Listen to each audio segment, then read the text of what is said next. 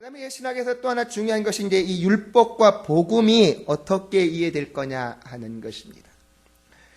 이제 믿음으로만 구원받는다. 그러니까 그러면 성경에 율법은 필요 없냐 그런 얘기죠. 성경에 뭘 지켜라. 우리가 주의를 지켜라. 거짓말하지 마라. 착한 일 해라. 이런 거 믿음으로만 구원받으면 필요한가요? 안 한가요?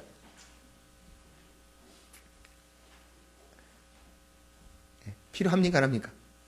목사님이 이런 데 가르쳤는데 이런 데 대답을 딱 해야 실력이 딱 드러날 거 아니에요? 그러니까 날마다 짓궂은 질문도 합니다. 뭐 여기다 구약에는 율법으로 구원받았습니까? 믿음으로 구원받았습니까? 예, 구약이 율법으로 구원받았어요. 예, 그럼 신약에는 믿음으로 구원받고요. 그러면 구약 사람들은 율법 안 지켜서 다 지옥 갔겠네요. 당연히 구약도 믿음으로 구원받고 신약도 믿음으로 구원받습니다. 그러니까 신약 하나님이 달라질 수 없잖아요. 예수님은 어제나 오늘이나 영원토록 동일하신 하나님입니다. 동일하신 하나님이기 때문에 우리를 구원할 때 구원하는 방법도 동일하죠. 신약도 믿음으로 구원하면 구약시대도 당연히 믿음으로 구원했습니다. 그래서 구약시대 사람들은 자기의 죄를 용서받기 위해서 뭐 했습니까? 예, 반드시 자기 대신해서 뭐가 죽었어요? 짐승 제사드리잖아요. 여러분, 재밌는 거, 짐승을 잡을 때 제사장이 잡습니까? 그 제물 바치는 사람이 잡나요? 예, 반드시 바치는 사람이 잡아요. 왜요? 너는 내 대신 죽는 겁니다. 네가 내 대신 죽어서 내 죄를 용서받는 것이고 그리고 그걸 갖다 하나님께 드리는 게 제사장이 드리는 것이지 그 짐승은 자기가 죽이는 겁니다. 바로 구약시대부터 내 죄값은 누군가 대신 지불해야 내가 살아나는 것이지 그때 바로 그들도 그 짐승이 나를 대신해 죽음으로 내가 어떻게 된다는 거예요? 죄를 용서받는다라고 뭐 한 겁니까? 믿은 것이죠. 그래서 바로 신약시대 때 그 모든 제사를 누가 완성하는 겁니까? 예수님이 완성하는 것이죠. 그래서 히브리서에 가면 뭐라고 말합니까? 예수님이 단번에 자기를 들여 우리의 죄값을 완전히 지불했다. 완벽하게 지불했기 때문에 다시는 제사 드릴 필요가 없어졌습니다. 그래서 아까 말씀드린 대로 구약도 믿음으로 구원받았고 신약도 믿음으로 구원받습니다. 똑같이 믿음으로 구원받는다. 믿음으로 구원받는데 그러면 그 율법은 뭐 하는 데 필요하냐 하는 것이죠. 뭐 하는 데 필요하냐. 사실은 율법은 구약에서도 그것 가지고 구원받으라고 준 것이 아니고 이미 뭐한 사람에게 줬어요? 구원받은 사람에게 줬습니다. 구원받은 사람에게 어떻게 살라고요? 구원받은 사람에게 하나님 자녀답게 살라는 것이죠. 하나님의 자녀답게 살아라. 결국 우리가 뭐 잘 아시는 대로 창세기 2장까지는 결국 우리가 뭘로 구원받았습니까? 행함으로 구원받았어요. 그래서 네가 이 선악과를 따먹는 정령 죽으리라 그랬습니다. 그래서 오늘날도요, 예수님을 안 믿으면 우리의 삶을 지배하는 건 뭡니까? 이 법이에요, 법. 법을 안 지키기 때문에 예수 안 믿는 사람들은 예수 안 믿으면 다 이 법에 따라서 지옥 갈 수밖에 없다는 것이죠. 그래서 율법의 가장 중요한 것은 아까 제일 첫 번째, 율법은 제일 중요한 게 첫 번째는 법, 율법에서 율자 뺀 그냥 법은 지금 대한민국에 왜 필요합니까? 질서유지에서 필요하죠. 법이 없으면 세상은 못 살아갑니다. 그러니까 율법의 가장 중요한 건 정치적인 목적이 국가 질서, 생명과 재산을 보호하는 겁니다. 두 번째는 여러분 죄를 언제 깨달아요? 죄를 깨닫는 건 율법 때문에 깨닫는 것이죠. 거짓말하지 말라라고 하는 법이 없으면 우리의 거짓말은 죄가 되지 않습니다. 오늘날 이제 이 도덕에서 가장 어려운 것인 것 가운데 하나가 이 포스트 모더니즘 시대가 되면서 도덕법에 명확한 기준이 있습니까? 기준이 없나요?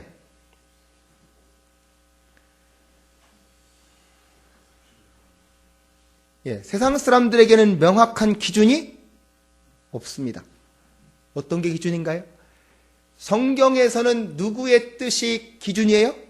하나님의 뜻이죠. 하나님의 뜻이 바로 뭡니까? 그 법에서 하나님이 많이 있겠지만 인간들에게 준 가장 확실한 법이, 율법이 십계명이죠. 바로 그 십계명이 율법입니다. 하나님을 사랑합니다. 여러분 자녀를 사랑하는데 어떻게 하는 게 사랑하는 겁니까? 자녀를 사랑해서 그가 원하는 대로 다 들어주는 게 사랑하는 겁니까? 아니면 정말로 아주 엄하게 다스려서 군인같이 만들어 놓은 게 사랑하는 겁니까?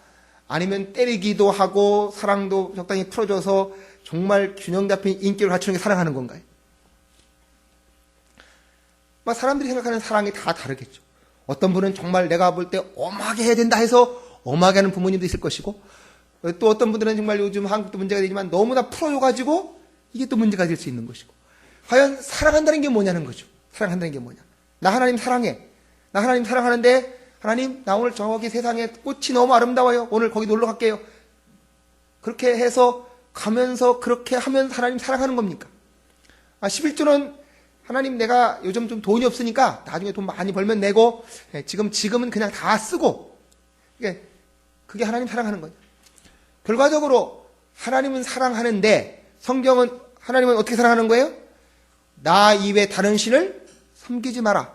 나 이외에 다른 상을 만들지 마라. 안식일을 거룩히 지켜라. 내 이름을 망령되이 일컫지 마라. 이게 하나님을 사랑하라는 겁니다. 하나님 사랑하는데 내 마음대로 사랑하는 게 분명한 하나님의 기준이 있습니다. 하나님의 기준, 그리고 사람 사랑한다. 사람 사랑하는 게 어떤 거냐? 내 부모를 공경하라는 거예요. 그리고 내 이웃을 내 몸같이 사랑하라는 것이고, 거짓 증거하지 말고 살인하지 마라. 바로 이것이 하나님께서 주신 뜻입니다. 우리는 도덕을 지킬 때 이 분명한 기준이 있습니다. 그것이 법이면서 동시에 뭐라고요? 사랑입니다. 우리는 잘못 생각하면 법은 사랑이 아닌가 보다. 아니요. 가장 중요한 건 사랑이 뭘로 나타나 있냐? 법으로 나타나 있습니다. 그 기준이 있어야 진정한 사랑이 표현될 수 있다는 것이죠. 이건 제가 하는 말이 아닙니다. 로마서 한번 보세요. 여러분 로마서 13장 8절 한번 보십시오.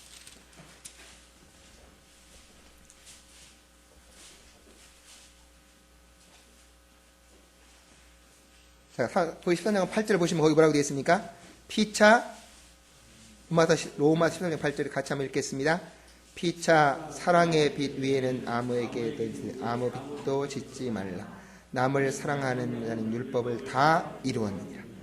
바로 남을 사랑하면 율법을 다 이룬다는 겁니다. 율법이 뭘 통해서 이루어져요? 사랑을 통해서 이루어집니다. 근데 그것은 아까 말씀한 그런 율법을 지킴으로 그 사랑이 완성이 된다라고 하는 것이죠. 그래서 결과적으로 이렇게 법이라고 하는 것이, 율법이 죄를 깨닫게 만드는 것입니다. 죄를 깨닫게 만드는 것이고, 또 하나 더 중요한 건 지금 말한 대로 그건 예수 안 믿는 사람이랑 믿는 사람이 똑같아요. 근데 예수 믿는 사람들에게는 지금도 이 율법이 굉장히 중요한 게 바로 왜 그렇습니까? 지금 말한 대로 하나님을 사랑하고 이웃을 사랑하는 그거를 알기 위해서입니다. 율법의 세 번째 가장 중요한 건 삶의 방법을 아는 것이죠. 내가 하나님의 뜻대로 살고 싶다. 여러분 하나님 뜻대로 살고 싶다고 말씀들 많이 하시잖아요. 그러면 하나님의 뜻 멀리 있지 않습니다. 구약 성경에도 말했지만 하나님은 가까이에 계신데 바로 가장 대표적으로 십계명에 가장 나타나 있어요. 여러분 어떻게 나 하나님 사랑할까? 그 4계명까지 잘 지키면 나 이웃을 어떻게 사랑할까? 바로 그렇게 십계명에 있는 5계명, 6계명 그걸 지키면 바로 우리는 하나님을 이웃을 사랑하는 거다. 그래서 바로 하나님의 뜻은 거기에 나타나 있어서 예수 믿는 사람들에게 율법의 가장 중요한 건, 그러니까 하나는 뭐하냐? 죄를 깨닫게 만드는 겁니다. 죄를 깨닫게 만드는 거다. 여러분 아까처럼 죄를 못 깨달으면 우리는 하나님의 은혜를 느낄 수가 없습니다. 여러분 부모님에게 효도하시죠? 근데 여러분 어떤 사람들이 부모님에게 효도합니까? 많이 배우고 똑똑하면 부모님께 효도하나요? 오히려 아닌가요? 어제 어떤 분이 방송에 나와서 그런 상담하시더라고요. 참 인간 사회의 아이러니가, 자기 부모 어떤 분이 치매에 걸렸다는 겁니다. 치매에 걸렸는데 이분도 이제 우리나라의 그 전통적인 생각이니까 큰아들만 그렇게 사랑한다는 거예요. 큰아들은 너무 잘나서 바빠갖고 엄마한테 오지도 않는 거예요. 그래서 그 엄마를 누가 돌보냐? 막내딸이 7년째 돌보고 있대요. 근데 물론 치매에 걸렸기 때문에 그랬지만 그 딸이 결국 화병이 나갖고 정신과 의사한테 온 거예요. 나는 도저히 못 살겠다. 화병이 나갖고. 왜 화병 났냐? 치매가 걸린 엄마가 정신이 왔다 갔다 하다가 정신이 돌아오면 누구만 찾아요? 그런 엄마 찾는다는 겁니다. 생전 와보지도 않고 돌봐주지도 않은 큰 아빠만 찾고 자기는 7년째면 수발 들고 있는데 자기는 쳐다보고 그냥 지나간다는 거예요. 야, 너 수고한다 그 말 한마디만 하면 자기 가슴 속에는 그 머리가 다 녹아질 것 같은데 자기 엄마는 그 말 안 한다는 겁니다. 자기 엄마는 그 말 안 하고 생전 오지도 않는 그 큰오빠 얘기만 맨날 하고 있어서 자기가 화병이 나갖고 왔다 그러더라. 결국 인간 삶의 속에서 바로 이렇게 진짜 서로의 관계를 어떻게 맺어갈 거냐. 누가 부모의 사랑을 깨닫느냐는 겁니다. 똑똑하고 잘난 자녀가 정말 부모의, 옛날에 그랬잖아요. 우리나라 오히려 못 배운 사람들은요 부모에게 효도하는데 똑똑하고 잘난 부모들은, 자녀들은 오히려 부모한테 유산을 주면 맨날 싸우려 들더라고요. 여러분 정말로 재산 많이 남겨준 자녀들이 잘 되는 거 별로 보지 못합니다. 진짜로 가면 맨날 유산 싸움만 한다. 유산 싸움을 한, 결과적으로 우리한테 이 부모님의 사랑이 어떻게 깨달아지냐? 언제 깨달아집니까? 자녀가 속 썩이면, 아, 우리 아버지도 이때 이런 마음이었겠구나. 우리 딸내미하고 우리 집사람하고 맨날 싸워요. 이 싸우는 게, 딸이 성질이 강해요. 그러니까 지네엄마가 막 뭐라고 그러면 그만해 그래요. 그럼 막 우리 사람 막 열부리다갖고, 아니 네가 내 딸이 돼갖고 맨날 싸웁니다. 그래서 저도 이제 그것 때문에 너무 고민이 되는 거예요. 이걸 어떻게. 그래서 저희 집사람하고 제가 1시간 동안 얘기했어요. 하여튼 이 딸이 커야 되는데 아직 못 커서 그러니까 당신이 이해를 해라. 그러니까 우리 사람은, 아니 내가 이 30년을 키웠는데 아니 딸이 그럴 수가 있냐. 1시간 동안을 얘기해서 그런 걸 참고 받아줘봐라 그랬어요. 그랬더니 오늘 아침에 하는 얘기예요. 오늘 아침에 자기가 어디 가서 뭐라고 얘기를 했대요. 뭐 어떤 스터디 그룹에 공부를 하다가 뭐라고 하니까 어떤 남자가 그만해 그러더라고요. 너무 성질이 나가지고. 그러니까 자기 옆에 집사람이 그러는 거예요. 기분 좋던데 그러니까. 너무 성질 난다는 거죠. 그래서 야, 너네 엄마한테 그러면 니놈은 똑같아 그러니까. 이제 안 하겠다고 그러더라고요. 자기가 그걸 깨달으니까. 깨달으니까 안 하겠다는 거예요. 결국은 사람이 그렇게 하는 과정 가운데 모르기 때문에 그럴 경우가 더 많다. 결과적으로 하나님의 사랑, 진짜 하나님의 사랑을 깨닫는 건 뭐가 깨닫게 만드냐? 율법이 이것이 죄라는 게 깨달아지면 뭐가 깨달아져요? 하나님의 은혜가 은혜답게 보여집니다. 그런데 나한테 죄의식이 하나도 없는 사람은 뭐예요? 아까처럼. 제가 저희 가끔 가다가 선생님들 전도하니까 어떤 사람은 그래요. 아직도 예수 모르기 때문에 모르겠죠? 나는요, 천당 가면 심심할 것 같아요. 지옥 가야 아귀다툼하고 재밌죠? 세상 사람이 그래요. 천당이 뭔지 지옥이 뭔지 전혀 모르는 거죠. 그들에게 아무것도 모르는 그들에게는 지금 바로 그렇게 들린다는 거예요. 그 롯의 사위가 뭐라고 말하니까 뭘로 여겨요? 농담으로 여겨지는 거죠. 결국은 율법이 와서 우리에게 뭘 깨닫게 만듭니까? 너 이거 하면 죄다 라고 했을 때, 그 죄가 깨달아졌을 때, 아, 예수님이 내 죄를 깨달아진 것이 이렇게 은혜가 된다. 그래서 여러분 바울이 점점 가면서 뭐라고 말합니까? 처음에는 내가 사도들 가운데에서 제일 작은 자다 그랬어요. 그러다가 성도들 중에 더 지극히 작은 자. 근데 디모데전서 1장 15절에 가면 뭐라고 말합니까? 내가 죄인 중에 괴수라. 그리고 자기가요, 고린도전서가 제일 먼저 쓴 거거든요. 그때는 그래도 은혜를 받았음에도 불구하고 사도라고 싸울 때니까 내가 그래도 사도들보다 결코 못하지 않다는 거예요. 에베소 쓸 때쯤 되면 그거 아니고 내가 성도들 중에는 그래도 제일 더 작은 자다. 근데 감옥 가서 자기가 정말 은혜 받고 깊이 가서 보니까 자기가 뭐예요? 내가 바로 죄인의 괴수다. 바로 사도 바울이 그렇게 깨달아지는 거. 우리가, 여러분들 사람도 그렇지 않습니까? 사람도 우리도 누가 겸손해집니까? 누가 겸손해져요? 깨달아지는 사람이 겸손해집니다. 제가 요즘 정말 절절하게 느끼는 게 정말 무식하다. 이걸 절절하게 느낍니다. 공부를 안 했을 때보다요, 하면 할수록 더 무식하다는 게 정말 절감이 됩니다. 누가 그랬다고 그러잖아요. 아인슈타인 보고 물었대요. 박사님도 모르시는 게 있습니까? 그러니까 아인슈타인이 그랬다는 겁니다. 내가 하루가 지나면 지날수록 모르는 게 많아진다. 뭔 얘기냐? 아까 말한 대로 이제 요만할 때는 모르는 게 요만큼 있다는 겁니다. 내 지식이 점점 커지니까 이 주변 걸 다 알아야 되니까 갈수록 모르는 것만 점점 더 많아지더라는 것이죠. 그러니까 정말로 모른다는 게 아니라 진짜 더 많은 걸 모른다는 얘기겠죠. 바로 사도 바울이 그만큼 자기가 죄의 은혜의 깊이에 들어가 봐야 죄가 보이는 거죠. 죄가 안 보이는 그 사람들은, 그래서 바로 바울이 말하는 게, 여기 루터가 말하는 게, 율법을 통해서 죄를 깊이 깨달아 가면 갈수록 은혜가 더 깊어지고, 은혜가 더 깊이 깨달아지면 깨달아질수록 죄가 더 깊이 보여지고, 이건 상호작용입니다. 여러분, 약간 똑같은 거예요. 부모님에게 대해서 정말 은혜가 깊이 깨달아질수록 부모님에게 잘할 수밖에 없는 것이고요. 그러나 그것이 깨달아지지 않는 사람에게는 그대로 남아있을 수밖에 없다는 것이죠. 그 다음에 문제는 이제 그 세 번째 문제가 기독교인의 삶 가운데 이겁니다. 그러면 내가 예수 믿으면 얼마나 깨끗해질까요? 아까 이제 바로 내가 지금 예수 믿었다고 고백하면 천국에 갈 수 있냐? 그랬을 때 하나님 옆에 가면 죄가 없어야 갈 거 아니냐는 것이죠. 그래서 중세 사람들은 뭐라고 해석했냐? 내가 처음 믿을 때는 10% 의로웠다가 10년쯤 믿으면 50% 의로워지고 한 20, 30년 믿으면 90%쯤 의로워져서 점차로 의로워지니까 어떻게 가요? 천국에 가까워져 가는 거겠죠. 그런 겁니까? 아니면 나는 믿을 때 처음부터 완전히 의로우면서 동시에 죄인인가요? 바로 그게 거기 제가 4페이지 밑에 보시면 그 기독교인의 삶에서 유명한 얘기입니다. 루터가 유명한 말, 시물 유스투스 에트 페카토라고 하는 말인데, 죄인이면서 동시에 뭐예요? 의인이다.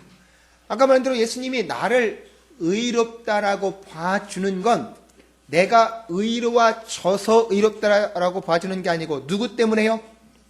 여러분이 날마다 주일학교 설명하는 거죠. 여러분, 나를 이렇게 볼 때 여기다가 하얀 종이를 놓고 보면 나는 어떻게 보입니까? 하얗게 보일 것이고요. 여기다가 빨간 걸 덮어놓고 보면 빨갛게 보일 것입니다. 바로 예수님께서 우리를 보실 때 나는 죄인임에도 불구하고 예수님의 의가 내 위에 덮여지면 예수 우리의 보혈의 공로 때문에 나는 뭘로 보여져요?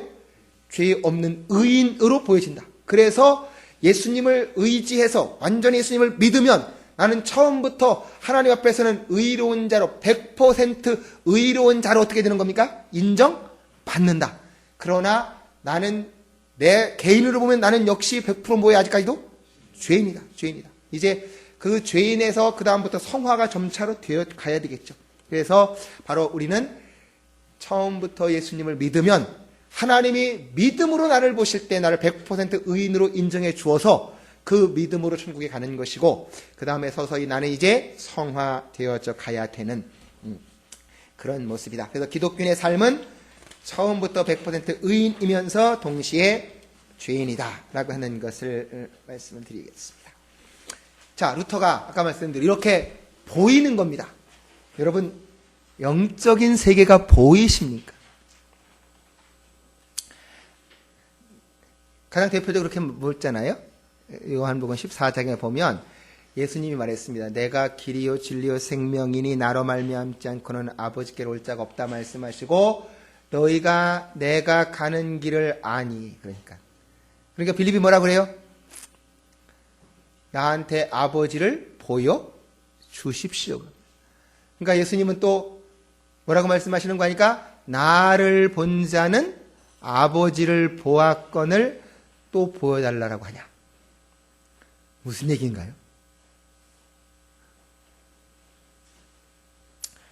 예, 바로 빌립이나 그 당시 예수님의 제자들은 하나님의 모습을 인간의 눈으로 보고 싶다는 겁니다.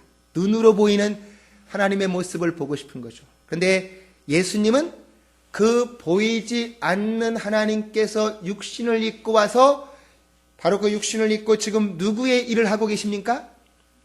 하나님의 일을 하고 있어요. 하나님의 일을 하고 있기 때문에 보이지 않는 하나님을 육신을 입고 있는 예수님이 하는 그 일을 보면서 누구를 보라는 겁니까? 보이지 않는 하나님을 보라는 거예요. 그런데 결국 그는 보이지 않는 거죠. 바로 믿음의 눈이 열리지 않으면 우리에게는 보이는 세상은 지금도 세상 사람들에게는 뭐만 보입니까? 우리 인간의 육신의 눈을 갖고 보이는 것만 보이는 거죠. 저는 핸드폰에 10대만 듣는 무슨 소리가 있다고 그래요? 그런 거 있어요? 뭐 틴벨이요? 틴벨이라는 게 있대요. 틴벨. 한번 여러분 집에 가서 한번 확인해 보세요. 틴벨이라는 게 있는데 그 틴벨은 들으면 10대에서 20대까지는 들리는데 30대 이상은 안 들린답니다. 바로 귀가 어두워졌다는 얘기겠죠. 그 주파수가 아무리 들으려고 해도 안 들린다 그러더라고요. 바로 이 세상에서 틴벨만 해도 10대나 20대는 듣는데 벌써 우리 같은 사람의 귀에는 안 들린다는 거예요. 결국은 수많은 소리가 이 땅에 있습니다. 뭐 지금도 우스갯소리 보시잖아요. 지구는 돌면 소리가 나나요, 안 나나요? 난다는 겁니다. 누구 말 들으면요 2만 데시벨 정도 난대요. 그래서 그 소리 들으면 우리 귀가 고막이 터져나가기 때문에 우리는 뭐 200데시벨인가 거기까지밖에 안 들린다고 하더라고요. 결국은 이 세상에 보아야 될 것 중에 안 보이는 거 많고 들리는 것 중에 안 들리는 거 많은 거죠. 결과적으로 바로 우리에게 있어서 그렇게 영적인 눈이 열려야 보인다는 것입니다. 바로 그래서 예수님께서 이 땅에 오셔서 우리에게 하나님을 보여주러 오셨지만 믿음으로 보지 않는 사람들은 볼 수가 없는 것이었습니다. 어쨌든 간 루터에게는 지금 뭐가 보여요? 믿음으로 구원받는다는 게 보여요. 많은 사람들은 다 그 당시 아무도 그걸 못 보고 있습니다. 그런데 지금 아까처럼 뭘 팔아 다니냐? 면죄부를 팔아 다녀요. 중세 때는 우리는 지금은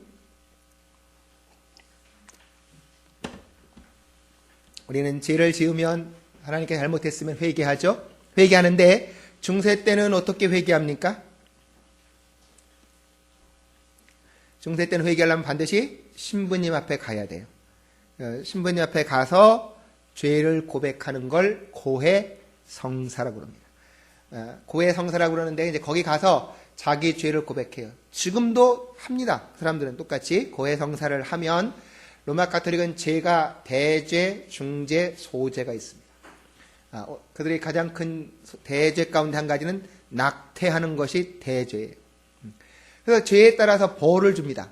그 사람들이 우리가 쓰는 말 가운데 여러분 죄를 회개할 때 혹시 나이 많으신 분들은 뭐 한다고 그러죠? 통회, 자복한다고 그럽니다. 이 단어가 카톨릭에서 온 말이에요. 통회, 자복. 그것이 통회. 자기 가슴 속에서 죄에 대해서 굉장한 아픔을 느낀다. 그런 얘기죠. 가슴이 아픈다. 통회. 내가 정말 이 죄를 져서 하나님 앞에 큰 죄를 졌구나. 라고 마음 아파하는 그것이 통회고, 그러나 그들은 그렇게 마음 아파하는 걸로 안 된다는 겁니다. 반드시 신부 앞에 와서 자기 죄를 고백을 해야 된다. 통회, 자복 고백을 하라는 거예요. 그러면 내가 이렇게 하나님 앞에 통회하면 죄책은 용서가 돼요. 그 죄책은 하나님이 용서해 주는 겁니다. 죄에 대한 책임. 그런데 죄책이 있으면 거기에 반드시 뭐가 따라와요? 형벌이 있겠죠. 죄를 지으면 그 죄에 대한 책임이 있고 형벌이 오는데 이 형벌은 누가 주냐? 신부가 주는 겁니다. 그래서 그들은 대죄에 따라서 소죄, 중죄. 소죄면 주기도문을 10번 외워라. 시편을 어떻게 해라. 이렇게 중죄는 벌이 그런데 바로 그 벌을 용서받는 게 뭔가 하니까 면죄부예요. 근데 이게 면죄부가 들어온 다음에요. 점점 변질돼 가지고 어떻게 됐냐?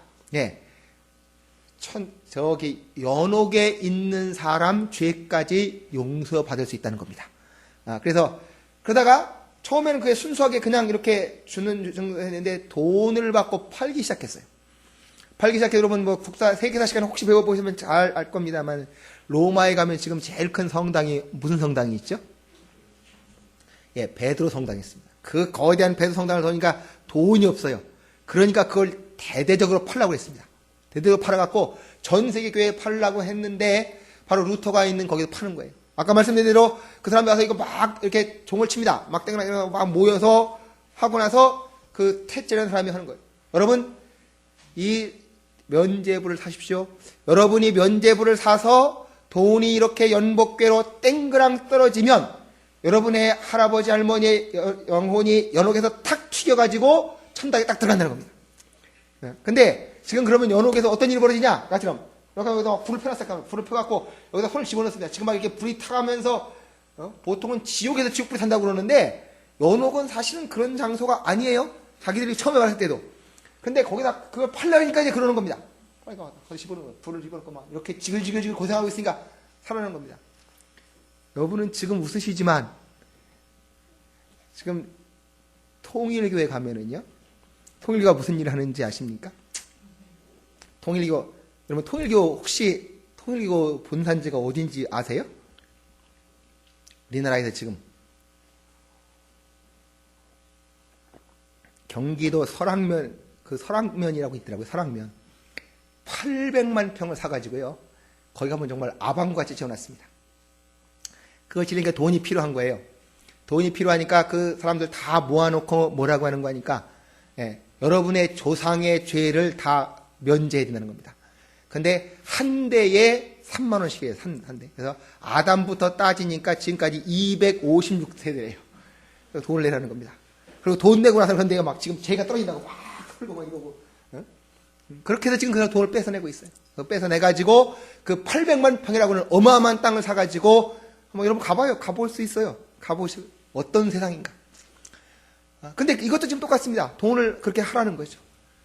근데 루터가 그걸 안 몰랐을 때는 문제가 없었는데 자기는 지금 아까 좀 신학 교사가 그렇게 자기는 막 씨름하면서 깨달은 게 뭘로 구원받아요? 믿음으로 구원받는다는 걸 보니까 저건 뭡니까 저건? 사기죠. 사기인 겁니다. 그래서 결과적으로 그러나 그렇다고 해서 지금 자기가 금방 어떻게 나설 수도 없고 그러니까는 대접을 써붙인 겁니다. 1517년 바로 아까 지금 10월 31일 날 거기 그 교회 성문에다가 95개 조항을 써붙인 거예요. 이게 잘못되고 이게 잘못되고 이게 잘못됐다고 95개 조항을 써붙여가지고 거기 가장 중요한 게 뭐냐? 결코 죄는 누가 용서할 수 있습니까? 죄는 하나님만 용서할 수 있지. 연옥에 그러니까 루터가 그런 질문도 해요.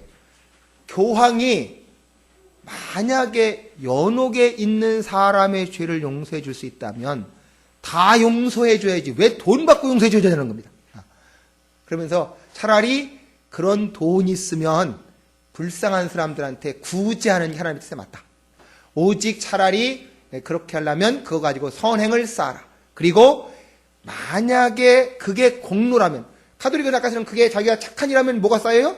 공로가 쌓이는 공적이 쌓여서 천당 간다고 그러는데 만약에 면죄부 쌓이는 게 공적이라면 우리가 구원받는데 공적이라면 공적은 누구 공로밖에 없어요? 십자가 예수 피공로밖에 없다. 예수님의 십자가 피공로밖에 없지 다른 공로는 있을 수 없다. 그렇게 해서 결국 면죄부 판매를 못하게 막았습니다. 그런데 현실은요. 그 당시 그랬다고 그래요. 그러니까 따지면 이제 루터가 있는 동네가 여기 안산이면 안산은 그러니까 그 영주가 그거 못 팔겠어요. 사실은 그것 때문이 아니라 다른 이유 때문에 그 사람도 자기 또 거기는 이제 성유물 숭배 이런 것 때문에 못 팔게 했는데 사람들이 얼마나 불안했는지요. 밤에 따지면 여기 산이 뭐 있나요? 군포 가는 산 무슨 산이 여기? 수리산? 예, 수리산을 밤에 넘어가서 사갖고 오는 거예요. 사람들이. 예? 못 사. 그 정도로 그 당시 사람들은 절박한 겁니다. 지금은 아까 말한 지금도 여러분이 이단 종교에 빠져 들어가면 지금 사람들도 꼼짝 못해요. 뭐 여기서 우리가 보면 옛날 사람들은 아니요. 지금도 신천지에만 빠져 들어가도요. 아까 말한 대로 통일교만 빠져 들어가도 그런 이상한 짓을 지금도 그대로 하고 있습니다. 인간의 정신이 신앙이 영이라고 하는 것이 잘못된 세계에 빠져 들어가면 지금도 똑같은 현상들이 벌어집니다. 그래서 루터가 이제 그렇게 했던 것이죠. 그러고 나니까 사람들이 이제 면죄부를 안 사는 겁니다. 근데요, 그 당시까지만 해도 루터는 설마하니 이걸 교황이 지시해서 팔 거라고는 꿈에 생각해 본 적이 없어요. 교황이야말로 정말 자기는, 우리나라로 따지면 교황은 그 당시 루터로 따지면 루터는 이제 막내 신부니까요. 신부 위에 주교, 대주교, 뭐 누구 있습니까? 우리나라 추기경, 교황이니까 이건 그 당시로 보면 정말 하늘 같은 존재죠. 그 거룩하신 교황 폐하께서 설마하니 이걸 팔랴, 그건 생각도 못했고, 그 중간에 있는 나쁜 타락한 사람들이 그럴 거라 생각해갖고 교황한테 편지를 보냈습니다. 교황 폐하, 이건 이런 걸 하면 안 됩니다. 그랬더니 교황의 혼자 소리가, 어디서 이렇게 무식한 놈이 나타났냐, 이놈 입을 틀어 막아라, 입을 틀어 막아. 그래서 다른 때 같았으면 루터는 틀림없이 죽었을 겁니다. 죽었을 텐데 왜 안 죽었는가 하니까, 이미 중세 그때 오면 독일에도 이미 교황권보다는 지방의 영주들 세력이 커졌어요. 근데 가장 중요한 아까 말한 대로 그 비텐베르크 대학이었습니다. 비텐베르크 루터가요, 그렇게 성경을 가르치니까 그 소문이 그 당시에 쫙 퍼져가지고 신학생들이 다 비텐베르크대로 몰려오는 거예요. 그래서 그 비텐베르크라는 도시가 당시에 인구가 2,500명밖에 안 되는 그런 도시입니다. 대학은 사람들 몇십 명 있던 대학이었는데 한 해에 학생이 300명씩만 몰려오는 거예요. 300명씩 몰려오니까 4년이면 얼마입니까? 1,200명이에요. 그 도시 인구가 2,500명입니다. 인구가 반이, 그러니까 이거는 그 영주로 보면은요, 참, 아마 지금도 안산에 인구가 반이라면 아파트가 배는 올라가겠죠. 여러분도 박수 치면 좋아할 겁니다.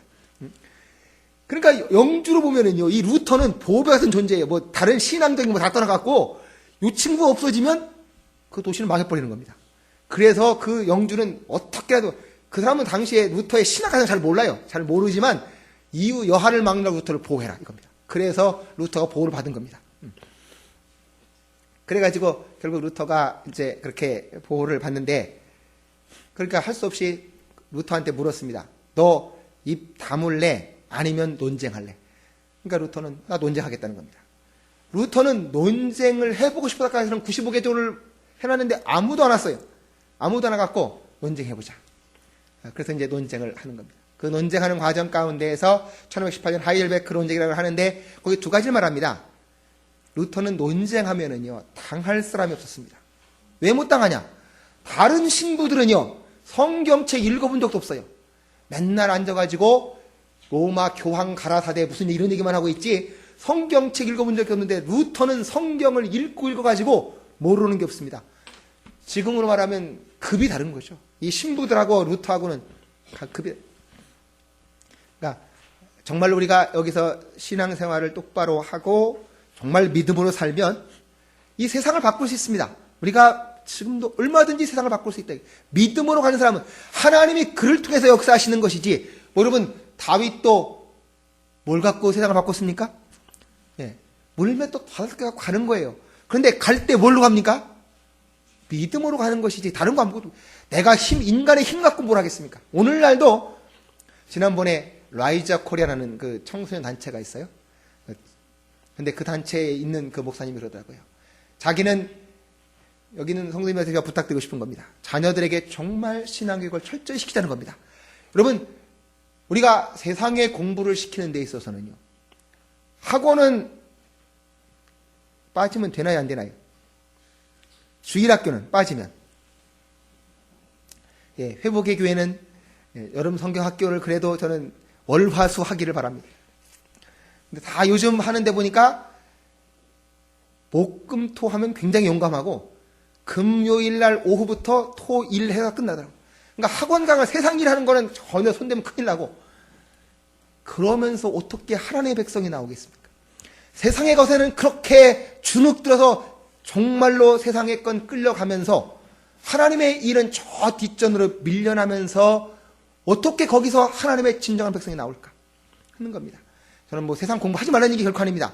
저는 신앙이 똑바로 박히면 공부 굉장히 잘합니다. 근데 교회에 와서 신앙이 없으니까 맨날 비실비실 한다는 거예요. 그래서 그 친구는 뭐라고 했는가요? 표어가 고3을 하나님께 그랬어요. 고3을 하나님께 드리자. 지금 대한민국 사람들은 고3 때는 교회 안 나가도 상관없다. 좋은 대학만 가라. 근데 그 친구는 고3을 하나님께요. 그리고 겨울에 새벽 예배 넣어서 하냐? 교회에 서는 것도 아니고요. 전철역에 전도하기 위해서 전철역에서 그 추운 겨울에 거기서 새벽 기도 한대요. 새벽 1시간씩 새벽 기도하고 전단지 나눠주고 그리고 교회 간다는 겁니다. 근데 걔들이 다 서울대 가고요. 카이스트 가고 다 유명한데. 근데 그분 얘기가 간증하는데 청주 어디에서 고등학생 하나 그렇게 거기서 훈련받고 신앙이 똑바로 베낀 겁니다. 근데요, 그 학교 학생 500명 전도해버렸대요. 그 학생 하나가 딱 변하니까 그 대학이, 그러니까 많은 아이들이 정말 교회 가서 어디 가서 나 교회 다닌다는 것만 보면 벌벌 그런 거 드러내는 것도 두려워할 정도로 신앙이 그렇게 되니까 세상에 영향력을 못 미치지. 아마 다윗 정도의 믿음을 가지면 그가 왜 그 학교를 못 변화시키겠습니까? 세상을 변화시킬 수 있어요. 지금도 우리는 얼마든지 믿음으로 가면 세상을 변화시킬 수 있습니다. 세상이 겁나면 우리는 아무것도 할 수 없고요. 세상을 갈 때 내가 믿음으로 가겠다면 그러면 믿음에 따라 그 세상은 바뀐다는 것이죠. 바로 루터가 그렇게 믿음으로 해서 루터가 뭐라고 말하냐? 아까처럼 그게 당연히 사는 얘기가 인간은 노예의 의지다. 그들 아까처럼 자유의지를 그렇게 강조하는 그들 앞에 인간의 의지는 노예의 의지다. 그리고 가장 중요한 거, 하나님 어디서 만날 수 있을까요? 하나님 어디서 만날 수 있냐? 하나님은 기적이 일어나는 데서 만날 수 있습니까? 정말로 인간들이 원하는 걸 다 이루어주는 데서 하나님을 만날 수 있습니까? 아니면 예수님은 십자가에서 만날 수 있습니까? 고난의 현장에서 만날 수 있습니까? 바로 루터가 말한 건 십자가 신학이었습니다. 우리가 어디서 하나님 만날 수 있냐는 겁니다. 지금도 아까 말씀한 대로 한국의 기독교도 결국은 우리는 예수님 어디서 만나고 싶습니까? 다 내가 원하는 거 이루어주는 데에서 예수님 만나고 싶습니다. 내 아들 서울대학 가는 데서 예수님 만나기 원하고, 내가 직장에서 출산해서 예수님 만나기 원하고, 그러나 내가 예수님 뜻대로 살기 위해서 고난받는 데에서는 예수님 만나기 원치 않습니다. 지금 바로 대한민국의 기독교가 왜 죽어가냐? 답은 거기 있습니다. 예수님 어디서 만나고 싶습니까? 예수님 뜻대로 살다가 고난 당하는 데까지 갈지라도 거기서 예수님 만나기 원하면 우리는 거기서 고난받아 죽지 않습니다. 정말로 예수님 뜻대로 살기 위해서 고난받으면 그 고난 때문에 하나님도 영광이고 우리의 인생도 영광으로 간다는 것이죠. 그러나 바로 우리는 그 영광의 자리에 가기 위해서 고난받는 것은 하지 않습니다. 고난을 누가 가서 일부러 받으라는 게 아닙니다. 하나님의 뜻대로 살려고 하면 그 훈련을 통과하지 않고는 제대로 신앙생활을 할 수 없다는 것이죠. 그렇지 않으면 날마다 우리는 세상과 타협할 수밖에 없을 것입니다. 그러나 바로 십자가에서 예수님 내 죄 용서해 준 것이 확실하다면, 거기에서 살아계신 하나님을 만날 수 있다면 우리는 어디에서 하나님 만날 수 있을까요? 하나님 뜻대로 살아가는 거기에서 하나님 만날 수 있습니다.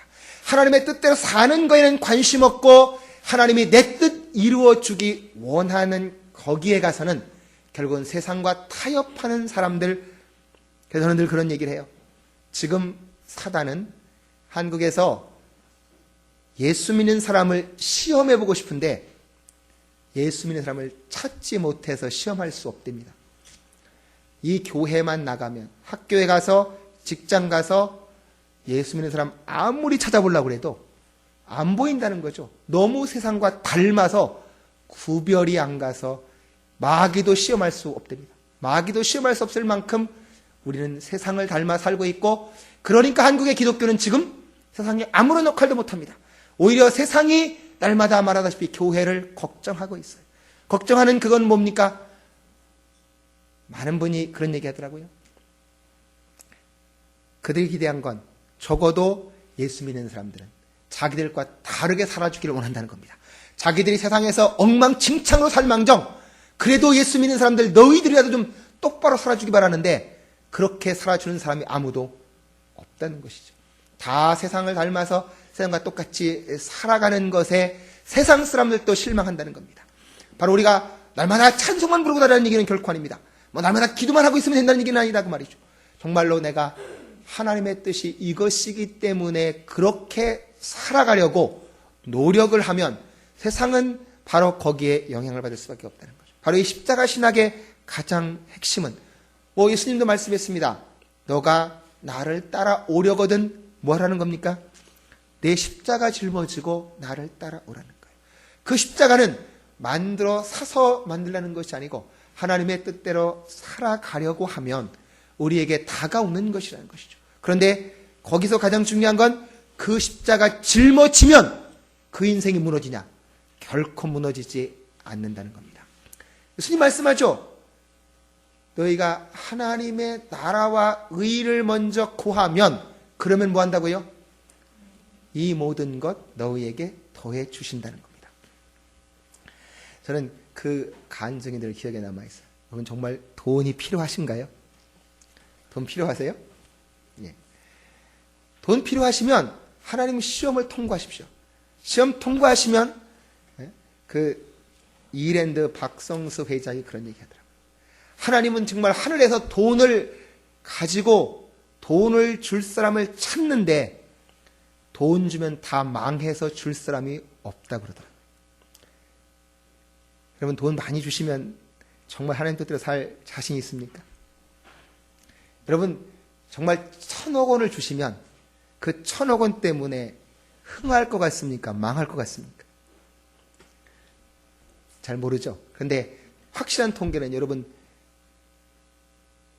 로또 당첨된 사람들 중에 결과 어떻든가요? 3년 정도 지나면 거의 다 망했더라고요. 90몇 프로가 망했어요. 근데 미국에서 유명한 얘기로 어떤 분이 3,000억 원짜리 복권에 당첨됐어요. 근데 그 사람이 예수 안 믿는 사람이 아니고 예수 믿는 사람이었습니다. 근데 그가 3년 뒤에 감옥에 가 있었습니다. 그건 뭔 얘기냐? 돈 많이 주면 여러분 그 돈 때문에 망한다는 겁니다. 아까 얘기했죠. 루터가 종교개혁 할 때 준비되지 않고 개혁하러 나섰으면 한 방에 날아갑니다. 여러분이 권력 얻고 싶으신가요? 예, 권력 주면 그 권력 때문에 망합니다.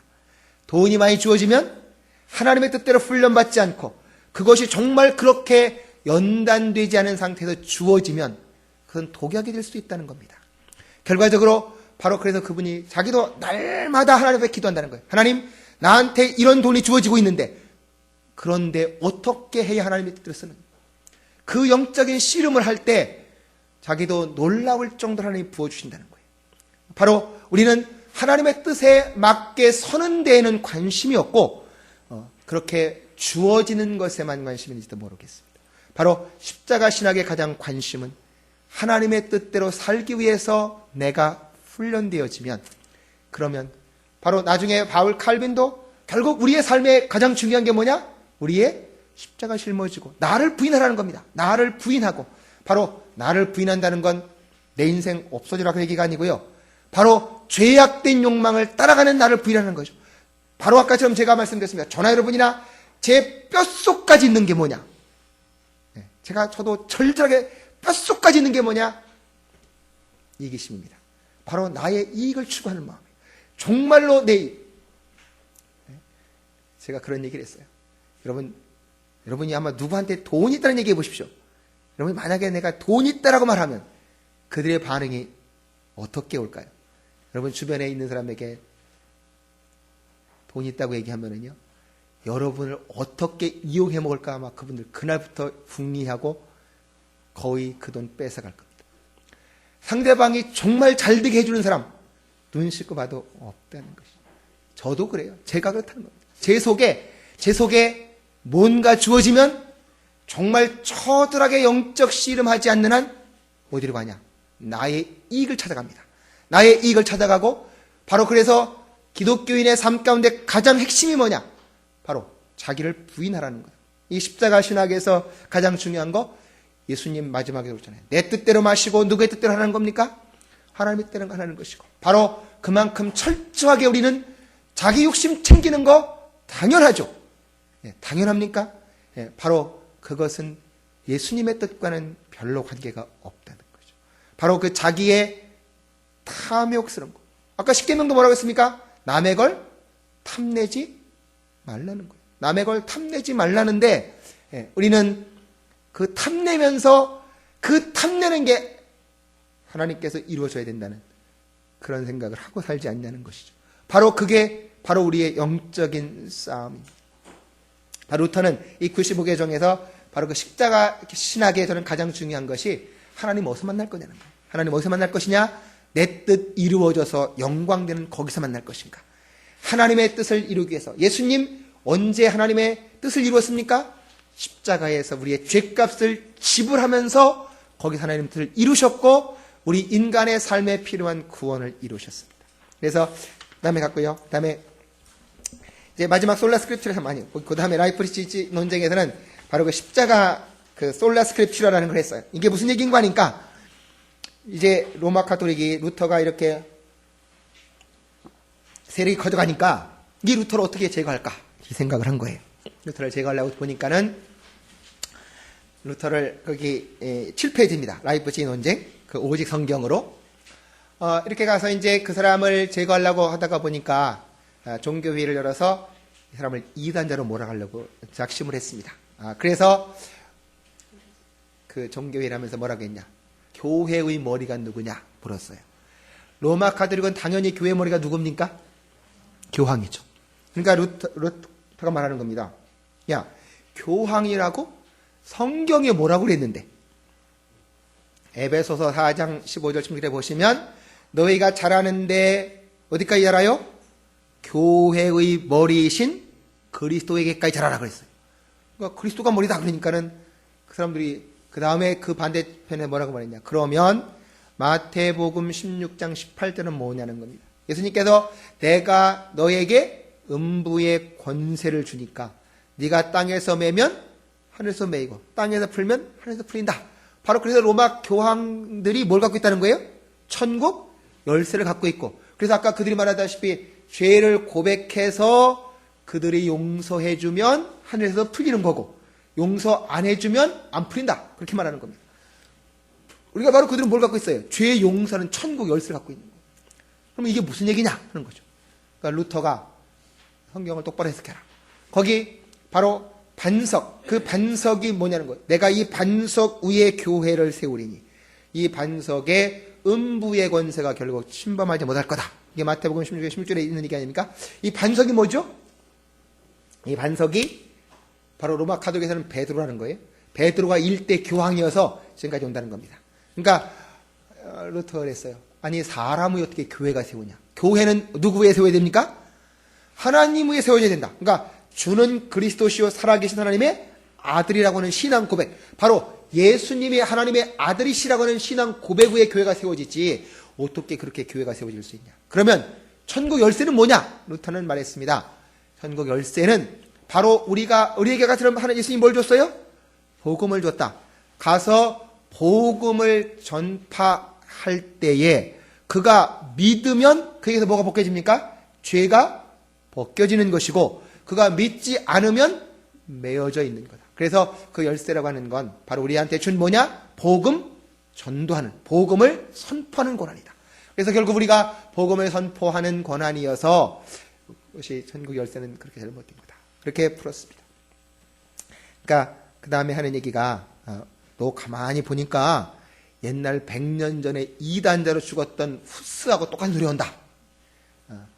그러니까 맞다. 내가 후스 같은 소리 한다. 그럼 너 죽어야 되지. 루터가 그러니까 루터가 하는 얘기였습니다. 로마 카톨릭 교황이 로마 교회가 결정한 그 모든 게 성경에 어긋나기 때문에 로마 교황의 권한이 잘못됐다는 겁니다. 루터가 하는 얘기는 오직 진리를 결정할 수 있는 건 어디서만 결정할 수 있어요? 성경에서만 결정할 수 있어요. 이 성경의 근거가 있다면 그거는 올바른 것이지만 교황이 결정해도 누가 결정해도 성경의 근거가 없다면 그거는 근거가 없다. 그래서 오직 뭐에만 권한이 있어요? 성경에. 그래서 솔라 스크립투라, 오직 성경으로 라고 말하는 겁니다. 특히 로마가 가장 강조하는 연옥이 어디가 있나요? 연옥이 외경에 있어요. 외경이 있어서 루터가 솔라 스크립튜라 그러면서 성경은 오직 몇 권이다? 신구약 66권이고 로마 가톨릭이 말하는 외경은 성경이 아니다 그 말이죠. 성경은 하나님의 영감으로 됐기 때문에 신구약 66권만 성경이고 로마 가톨릭이 말하는 외경도 성경이 아니고 더 나가서 그들은 제일 말하는 게 또 뭐가 있어요? 입으로 전달해오는 구전, 전통도 있는데 그것도 성경 아니고 그리고 교황은 그들은 뭐가 없다는 거예요? 오류가 없다. 그래서 그들은 로마 가톨릭은 지금도 성경, 교황 뭘 주장합니까? 무엇을 주장하는데 그런 것은 없다. 그래서 그런 모든 건 다 성경에 합치될 때만 올바른 것이고 성경에 합치되지 않는 것, 그러니까 연옥도 근거가 없는 것이고 그렇게 그런 것들은 다 면죄부나 이런 건 근거가 없는 것이다. 오직 성경에 근거 있는 것만이 우리가 믿을 수 있다라고 말했습니다. 그게 바로 솔라 스크립튜라고 오늘날까지 그래서 우리는 뭐만 믿습니까?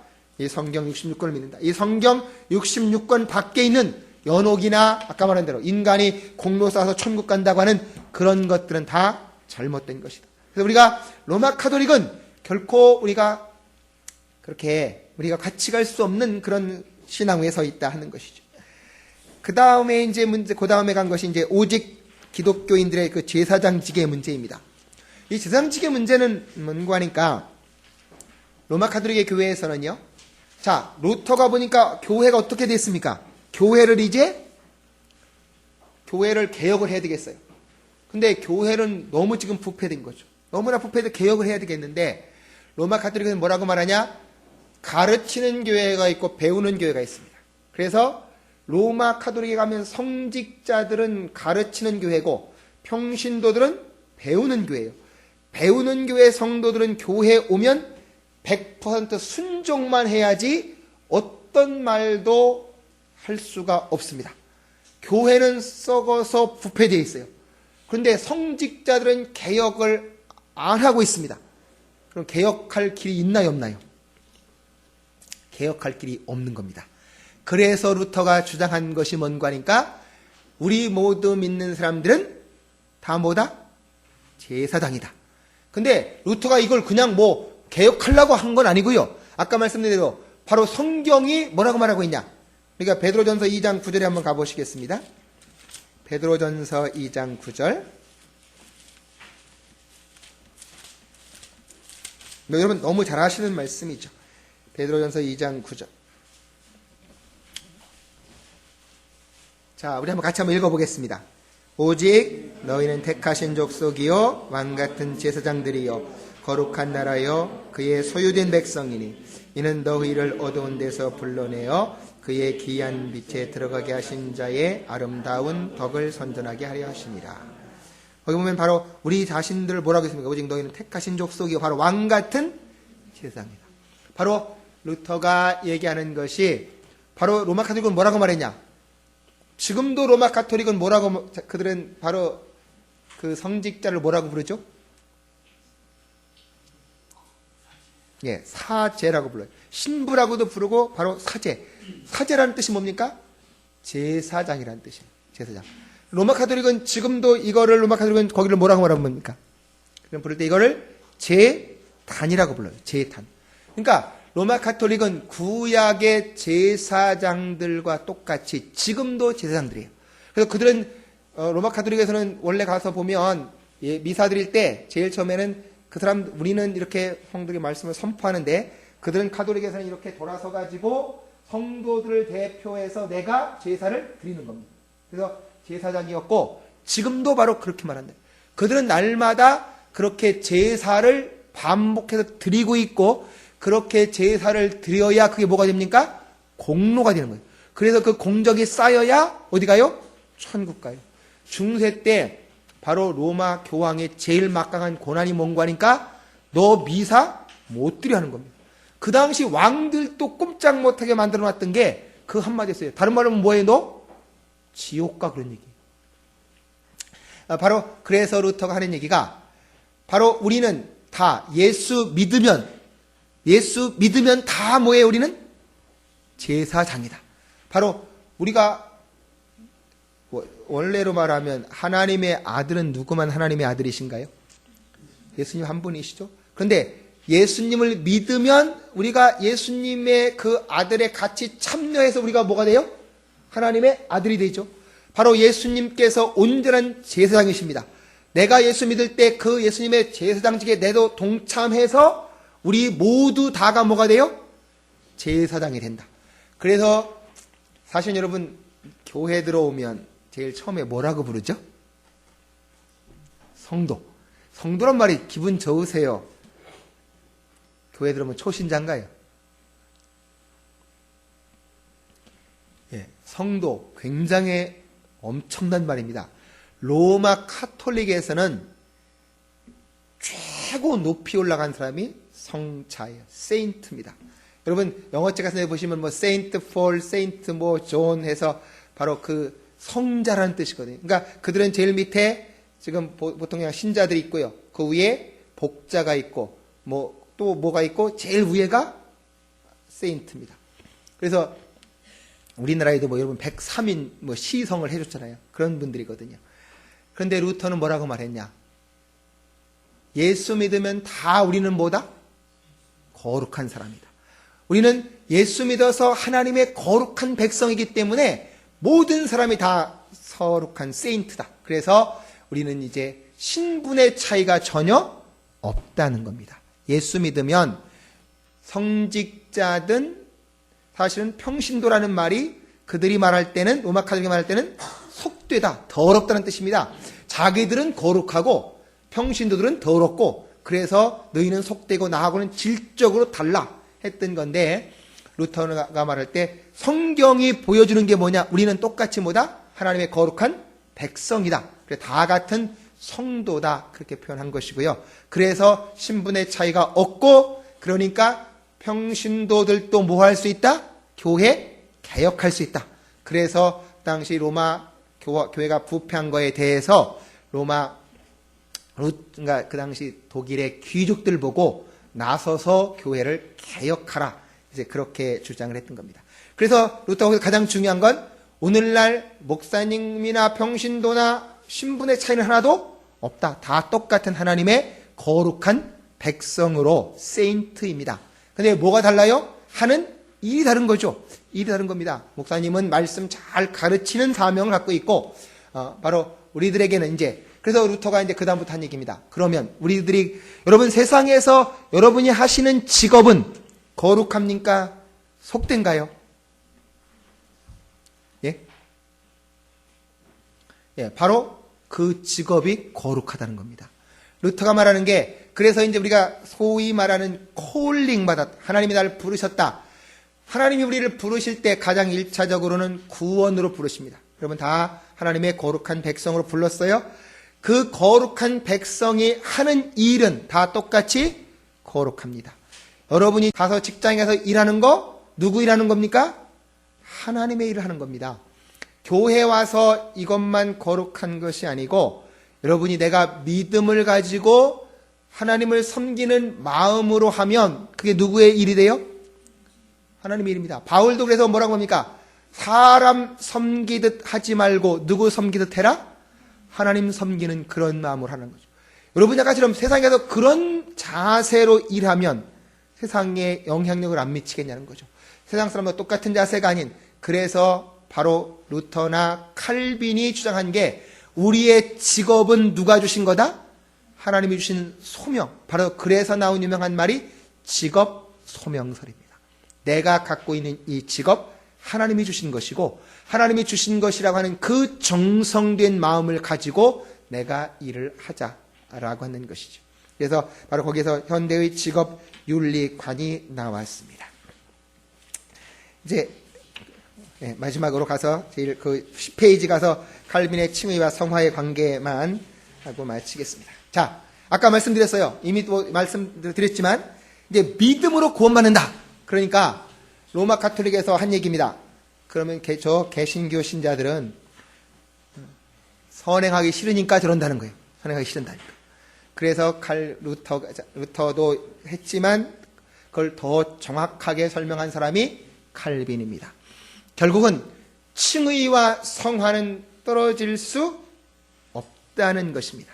왜 떨어질 수 없냐? 아까 말씀드린 대로 우리가 믿을 때에 내 안에 누가 들어오시나요? 성령께서 들어오십니다. 성령께서 들어오시면 그 성령께 들어오시면서 의가 내한테 전가되면 뭐가 돼요? 칭의가 됩니다. 그러면서 성령께서 내 안에 들어오셔서 내 삶을 변화시키는 건 뭐가 됩니까? 성화가 됩니다. 그래서 성령께서 내 안에 들어오시면 나를 의로운 사람으로 인정해서 완전히 구원받게 만들어 주시면서 동시에 내 부패한 성품이 서서히 어떻게 돼가요? 변화되어져 간다. 그거는 성령께서 내 안에 들어오셨다면 동시에 일어나야지. 칭의는 받았는데 성화는 없고, 성화는 있는데 칭의 없고, 그런 건 있을 수가 없다 그 말이죠. 그건 사람들의 이해를 돕기 위해서 구분해서 설명하는 것일 뿐이지, 우리가 예수 믿는다라고 하는 것은 이미 성령님께서 내 안에 들어오셔서 아까 말씀드린 대로 뭘 줘요? 우리한테 믿음을 주시는 것이고, 믿음을 주면 내가 예수님을 믿게 되어서 그렇게 신앙 고백하고 내가 죄를 회개하고 성화되어져 가는 일은 동시적으로 일어난다. 함께 일어나지, 이거는 있는데 이거는 없고, 이거는 있는데 이거는 없고, 그런 건 있을 수가 없다. 그건 다른 말로 말하면 뭡니까? 가짜다 그런 얘기죠. 가짜다. 그러니까 내가 입으로는 예수 믿는다라고 말하지만 성령님이 내 안에 들어오시지 않은 거예요. 사실은 교회 안에 들어와서 신앙생활을 오래 하면서도 습관적으로 교회 다닐 수 있습니다. 죽을 때까지 교회 다닐 수도 있어요. 그냥 습관적으로는 교회 다니지만 성령께서 내 안에 들어오시지 않으면 우리는 거듭나지 못한 거다. 바로 우리 전 목사님이 날마다 강조하겠지만 청교도들이 날마다 강조하는 게 뭐예요? 너 거듭났냐? 본어겐 했냐? 거듭났냐? 그 얘기는 정말 그게 믿어지냐는 것이죠. 믿어지는 건 아까 말했는데 내가 믿으려고 아무리 노력해도 안 됩니다.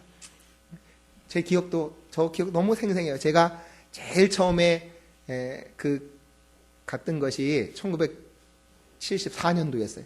아마 그게 엑스포 74였던 것 같아요. 제 친구가 저를 끌고 거기를 갔어요. 전도하려고 끌고 갔나 봐요. 그러니까 막 거기 복잡고 시끄러운 데에서 일어나라고 그러더라고요. 일어나서 뭐 따라서 하라고 그래가지고 따라 했어요. 따라 하고 나는데 그 친구도 하던 그러고 나서 그냥 말아버렸어요. 제가 교회를 안 갔죠. 그 다음에 대학교에 간 다음에 누가 전도해서 교회를 갔습니다. 가서 아무리 들으려고 안 들려요. 제가 날마다 지금 하는 얘기입니다. 제가 교회 가서 제일 처음에 가장 화가 났다는 소리가, 목사님이 들어와서 뭐라고 하시는 거 하니까 이렇게 달러돈을 들고 오셨어요. 이번에 미국에서 어떤 무신론자가 그 달러돈에다가 We Trust 가둬놨다고, 이건 강제로 신앙을 강조하는 거 빼버리라 하고 소송 걸었더라고요. 근데 법원에서 기각을 시켰던데 그 목사님이 그러는 거예요. 미국이 잘 사는 건 여기다가 We Trust 해서 잘 썼다는 거예요. 우리는 하나님을 믿는다. 막 제 속에서 불이 나는 겁니다. 70년대 나는 밥도 먹고 굶고 있는데 맨날 그때 제대로 정말 아르바이트해서 차비가 없으면 걸어다니고 그럴 때인데, 아니 대한민국 대통령들은 멍청이 아니냐. 아니 그럼 우리나라 돈에도 우리 트러스트 가 써놓고 잘 살지, 미쳤다 그것도 못 써갖고 왜 못 사냐고 막. 미국에 땅이 많고 자원이 많고 잘 살 때 저 미친놈 새끼 보라고. 그래서 막 그러는 겁니다. 그 안 믿어지니까. 근데 1996년 제가 대학 76년도에 1976년도 대학교 2학년 때인데 제가 집에 이렇게 있었어요. 제가 자취를 하고 있는데 그 중학교 2학년짜리 그러는 겁니다. 그 친구 저를 보고 아저씨가 불렀어야 되니까, 아저씨 오늘 교회 안 갈래요 그래요. 뭐 하는데? 부흥이 한대요. 가보자는 겁니다. 제가 그 전에 교회 지금 몇 번째 가다가 말다 안 믿어. 제가 누가 강에 끌고 가면 몇 번 갔다가 그럼 한번 가보자고. 근데 그날 저녁에 요즘 말로 하면 성령님 제가 오신 겁니다. 그 말씀이 믿어지는 거예요. 근데 너무 놀라운 거는요, 제가 또 그 다음부터 새벽 기도를 갔어요. 새벽 기도를 갔다가 그 다음부터 가서 지금까지 거기 갔습니다. 제가 뭐 가려고 하는 게 아니라 그냥 깨어나서 갔어요. 그리고 예수님이 믿어져서 지금까지 왔습니다. 그러니까 저는 목사라는 게 있는 줄도 몰랐어요. 근데 하여튼 제가 어떻게 신학교를 가게 됐고 하여튼 목사가 됐습니다. 그러니까 믿어지는 건, 하여튼 제가 너무 절절하게 느끼는 건 그게 믿어지는 겁니다. 내가 지금 뭐 믿는다 뭐 그렇게 해갖고 믿어지는 게 아니고 성령께서 내게 오셔서 그게 그렇게 확 믿어지더라는 것이죠. 뭐 설명할 수 없습니다. 그렇게 믿어진 뒤부터는 한 번도 의심해 본 적이 없어요. 그리고 제가 날마다 말하는 것 중 한 가지가, 예수님 만나보십시오. 이 세상에 살 재미없습니까? 제가 대학교 때 제일 그 기억이 나요. 이렇게 앉아서 혼자 밥을 먹는데 어떤 친구가 아마 요즘 말로 하면 CCC가 되는 것 같아요. 저한테 전도하면서 하는 소리가 형제님 외로워 보이시네요. 그러시면서 전도하더라고요. 제가 그래서 그다음부터 예수 믿고 난 다음부터 하는 얘기입니다. 세상에 살 맛이 없나요? 예수 믿어보세요. 예수 믿으면 살 맛이 납니다. 새로운 삶에 정말 인생에 세상이 줄 수 없는 그 행복, 기쁨 그것이 있습니다. 그리고 그 복음을 증거하면서 살 수 있었고 지금까지 왔습니다. 저는 오늘 우리가 정말 한국교회 안에서 다시 한번 일어나기 원하는 것은 그 예수님과의 진짜 만남의 생명이라으면 좋겠다. 지금 많은 교인들이 교회에 오지만 정말 예수님 만났냐? 아니면 다른 것 때문에 교회에 오냐? 여기 와서 진짜 우리가 거듭나 그 은혜의 복음, 이게 얼마나 소중한 은혜의 복음인가? 그렇게 깨달아졌을 때 바울도 말했습니다. 내가 그거 전하는데 복음도 아깝지 않다, 생명도 아깝지 않다라고. 이 생명의 복음이 우리들한테 은혜의 복음으로 정말로 그렇게 믿어지고, 그리고 그 생명이 나한테 넘쳐나서 그 기쁨을 가지고 그렇게 하나님의 뜻대로 살아갈 때 하나님이 주시는 그 모든 것들을 누리면서 우리가 그렇게 복음을 증거해가는 이 회복의 기회가 되어지기를 소망합니다. 기도하겠습니다.